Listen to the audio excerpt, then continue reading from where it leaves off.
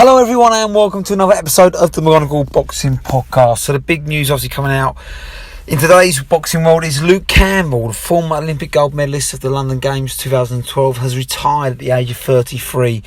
Lightweight contender for Lomachenko's title, had a barnstormer with Ryangarcia in January this year, and weighing up the pros and cons. Has he retired too soon? I think looking back on it, this morning I was in shock. I was like, no, that's too soon, Luke. You've still got some big fights ahead. But one more big push, especially under McGuigan. He's got a new trainer he's only had for newish trainer he's had for 2.5, 3 years. He was getting better, I felt. But you got to look at his record. Is he going to win a world title at lightweight? No. Is he going to win a title at welterweight? No. So what's he fighting for? He's got too much pride, hasn't he? And respect to him to be a journeyman or a gatekeeper. He couldn't beat Linares, or they had a barnstormer with him. Moved to McGuigan after that. Very impressive against Mendy. Got his revenge in that fight. I think he overlooked Mendy first time round. Of course he did. And then he goes and fights Lomachenko. Really good fight, really good effort in the UK. But for me, lost pretty much every round, maybe one, maybe two. Outclassed, lucky not to get stopped. Obviously got floored, and that was kind of like, okay, that's Lomachenko. He's the best fighter on the planet. No disgrace in that. The big thing was obviously Garcia. Now he floored Garcia, didn't he, with an absolute peach of a punch. Was it round 2, round 3 when they fought back in January? And I thought, here we go. But ultimately, what happened with Campbell is he got overwhelmed. He kind of slowed down, and that's been an issue with him. Certainly in the Linares fight, the Lomachenko fight. He's quite stocky. He's got a lot of muscle mass for a lightweight. Very tall. And his cardio is an issue, I think, against the elite. I'm not saying he's out of shape, and Garcia just wore him down. And he stopped him with a peach of a body shot in the 9th. And that was it. And you could kind of see, okay, Garcia's the new generation. The brash 22-year-old. And you're looking at it thinking, Haney, Davis, they're all starting to take over. Teofimo Lopez, you still got Lomachenko. And Campbell's slowly going down that pecking order.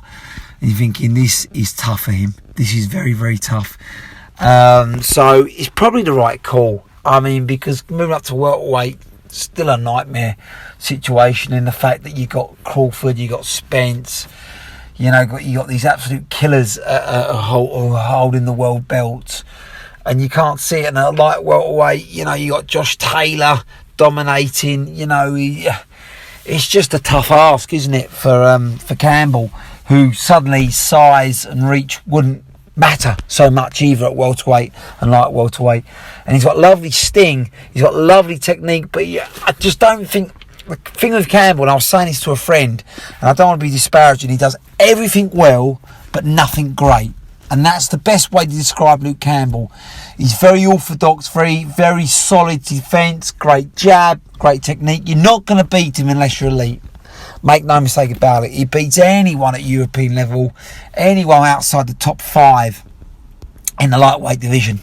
But he just doesn't beat the elite because ultimately, and this is the problem AJ's got at times, I think, with Rob McCracken, the Olympic style is very professional, very tight, but very rigid and very predictable. And Garcia, you could see, you just started to rumble. Okay, this is what Campbell does. High guard, throw, covers up again. Throw, covers up. And sort of peppers you with the right hand and looks to the left hand lead. Jab, left lead. Jab, left lead. It's very repetitive.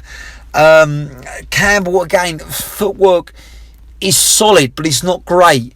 And I think if you're quick like Lomachenko or Garcia, you can catch him. You can catch him, with regularity as the fight wears on. And I think he slowed down against the elite. He didn't like the pressure. He didn't like the pace being increased, or, you know, fighting at a pace he wasn't comfortable. He's beautiful at dictating pace, and when he does, you've got no chance against him. But as soon as you take him out of his comfort zone, start forcing into angles and, you know, backtracking and making him fight for every second of every minute, he doesn't like it. And that was his weakness against Lemma. That was his weakness against Linares, and that was his weakness ultimately against Campbell. Garcia. But listen, it was a peach of a body shot. Anyone could have gone down against Garcia, so it was no disgrace. And I just want to give Luke Campbell huge respect. A very, very good fighter, just not a great fighter. And there's no disgrace in that. You know, you look at who you're fighting, you know, losing to Lomachenko is no disgrace. Very much peak Lomachenko then as well. I felt there was improvements. I felt he managed to get a bit more zip with his left hand with skysports. I felt like he held the centre a bit more. He was harder to back up.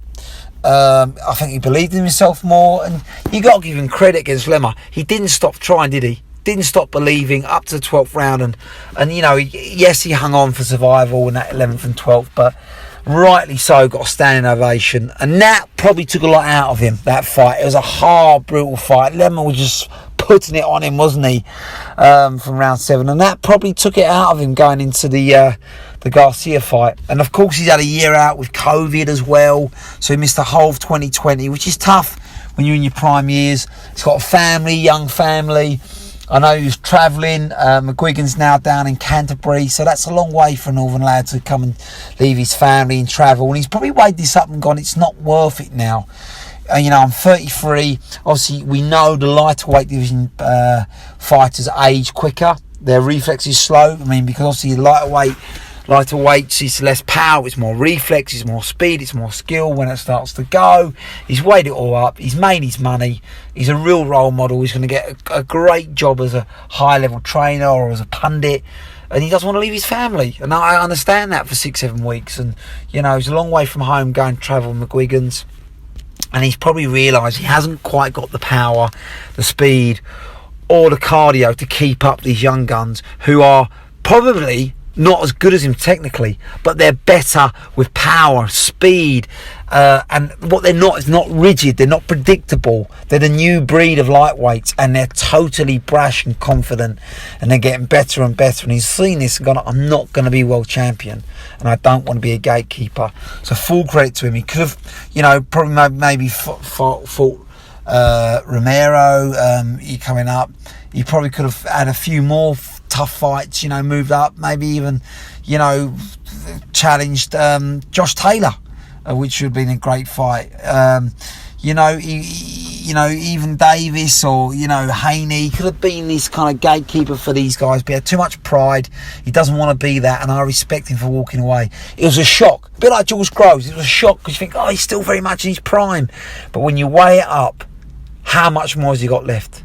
Is he going to go on and become world champion now at his age? Is he going to get better? I'm not sure he is. So looking back, it's probably the right call. Wish nothing but the best for Luke Campbell. It's a big call, but ultimately the right call.